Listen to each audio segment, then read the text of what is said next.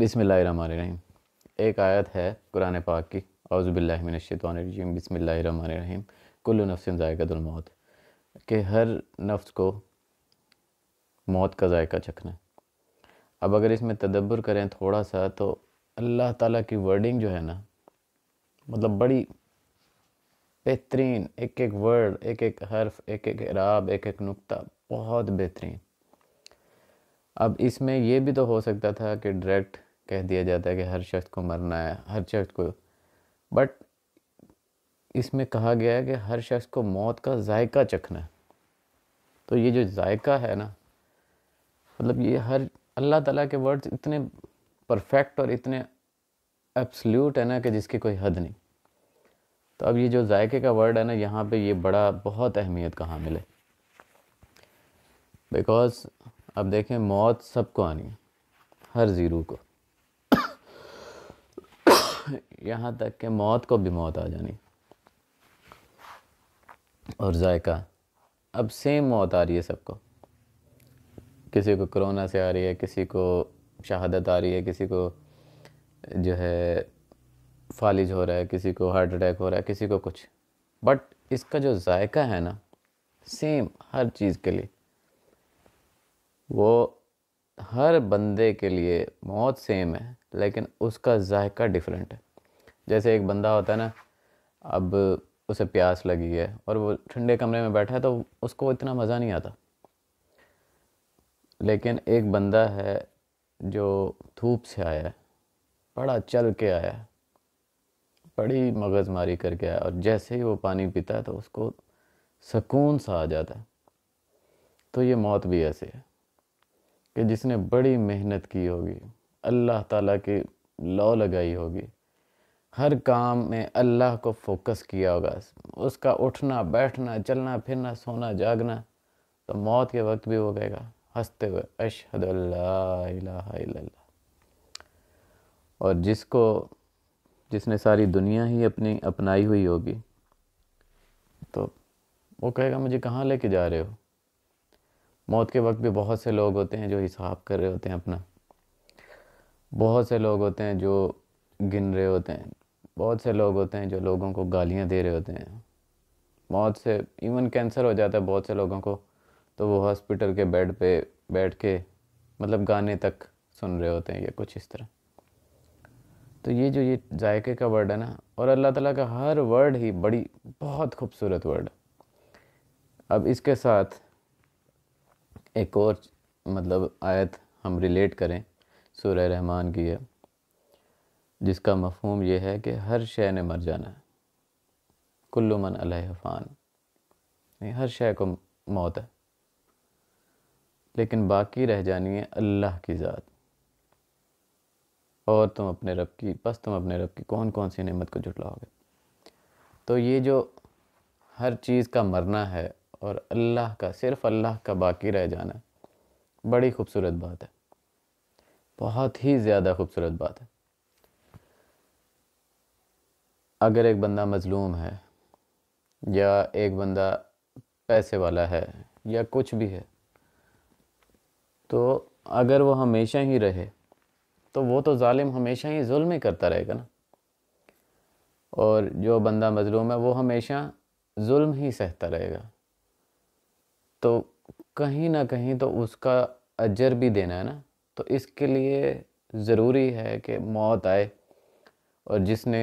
ظلم کیا ہے اس کو سزا ملے، اور جس پہ ظلم ہوا ہے اس کو انعام ملے۔ اور دوسری طرح اگر مطلب دیکھیں، جیسے ہم رہتے ہیں دنیا میں، بچوں کا بھی جو ہے ذمہ داری، ماں باپ کی بھی ذمہ داری، کھانا بھی ہے، پینا بھی ہے، سونا بھی ہے، جاگنا بھی ہے، کمانا بھی ہے، محنت بھی کرنی ہے، یہ سب کچھ یہ ذمہ داریاں اگر یہ ہمیشہ رہ جائیں، اگر زندگی ہمیشہ رہ جائے تو ہمارے لیے تو بہت بڑا عذاب ہو جائے۔ اتنی لمبی زندگی کون گزارے یار اتنی ذمہ داریوں کے ساتھ؟ تو اس زندگی کا ختم ہونا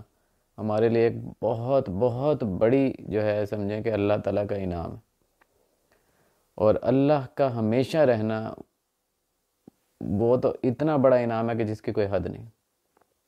اتنی بڑی سچائی ہے جس کی کوئی حد نہیں، کیونکہ اسے تو نہ نیند آتی ہے نہ اونگ، اور کسی زمین و آسمان کا کوئی بھی ذمہ داری اسے تھکاتی نہیں ہے۔ اور ہمیں اگر کوئی بھی ذمہ داری دے دیجیے، ہم تو 1 سیکنڈ کے بعد 1 گھنٹے کے بعد کتابیں تک نہیں پڑھ سکتے، جس کا مطلب کچھ بوجھ ہی نہیں ہے۔ تو یہ ہر چیز میرے رب کی اتنی پرفیکٹ ہے نا، جس کی کوئی حد نہیں۔ اور قرآن پاک کی باتیں تو جب آپ اس کے اوپر تدبر کریں گے، you will fall in love with قرآن، آپ کو قرآن پاک سے پیار ہوتا جائے گا۔ اور قرآن پاک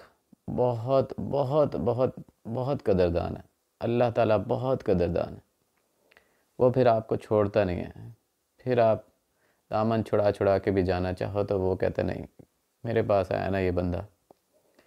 ہاں، اگر کوئی اتنا اپنے آپ میں ہی مگن ہو جائے کہ اپنے آپ کو خدا سمجھنے لگ جائے، پھر اللہ تعالیٰ سے بڑا غیرت مند کوئی نہیں ہے۔ اس نے تو کتنے شہزاد بنائے، اس نے تو کتنے فیصل بنائے،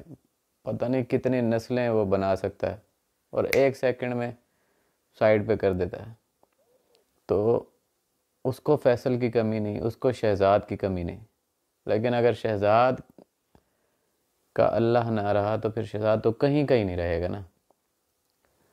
تو قرآن پاک پڑھیں، اللہ تعالیٰ کے ایک ایک لفظ کو، ایک ایک نقطے کو، ایک ایک اعراب کو انجوائے کریں، اس کو سوچیں، اس کو سمجھیں، اللہ تعالیٰ سے باتیں کریں، اللہ تعالیٰ کی باتیں سنیں، اس قرآن کے پیغامات کو سنیں کہ یار کیا خوبصورت باتیں، کیا خوبصورت باتیں۔ ایک آیت ہے سورہ بقرہ کی، آیت نمبر 281 ہے یا 282 ہے یا 181 یا 182 ہے، جس میں پورا جو ہے لین دین کا لکھا ہوا ہے کہ بھئی کون سا بندہ لکھوائے، کون سا جب لین دین کرو تو کس سے لکھوائے، کس طرح لکھوائے،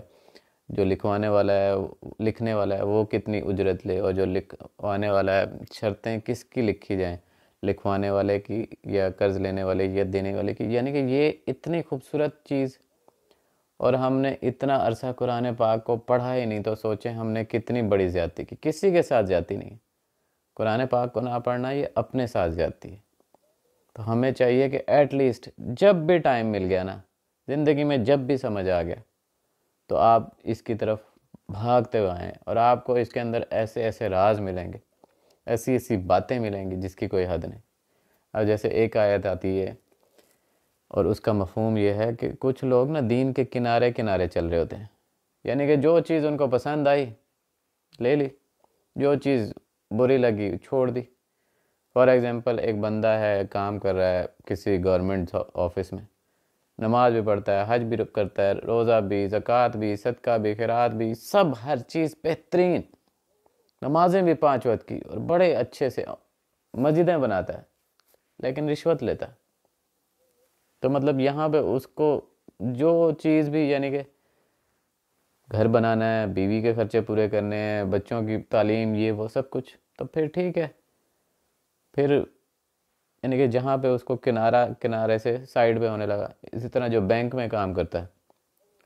اسے پتہ بھی لگ گیا کہ یار یہ سود کا کام ہے، یہ وہ، پھر بھی وہ جاب کی جا رہا ہے۔ اسی طرح کوئی جھوٹ بولتا ہے، یعنی کہ باقی ساری چیزیں آج کل کے تو خیر مسلمان ہر چیز ہی وہ کرتے ہیں نا،